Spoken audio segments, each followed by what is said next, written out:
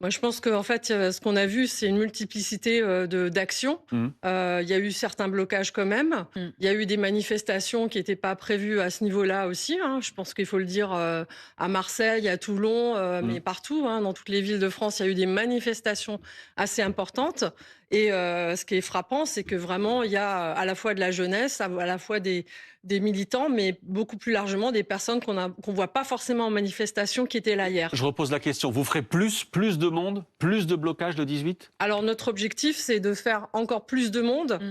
C'est entre le 10 et le 18, de maintenir la pression. Et Mmh. ça, je pense que c'est important. Il y a ce soir plein d'assemblées générales qui se tiennent et qui marquent déjà sur comment on Mmh. va continuer en fait à ce que le 18 arrive et que ça monte entre temps. Je pense que le 18, c'est pas un totem en soi, c'est pas une fin en soi.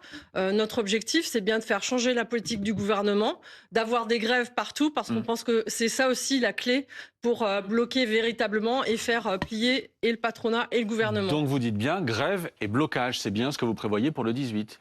Alors on verra, hein, mais Mmh. ce Ah qui oui. s'est passé hier le 10, forcément, ça veut dire que ce mouvement-là, il est pluriel et on pense que c'est une richesse en fait. C'est pas une, il faut pas opposer en fait ces dates syndicales de manifestation Mmh. à ce qui s'est passé hier, parce que pour nous, ça marque la colère sociale, ça marque la capacité à dire on en a marre de ces politiques-là d'austérité. Il y en a marre aussi que ça tape sur les plus faibles, les plus précaires.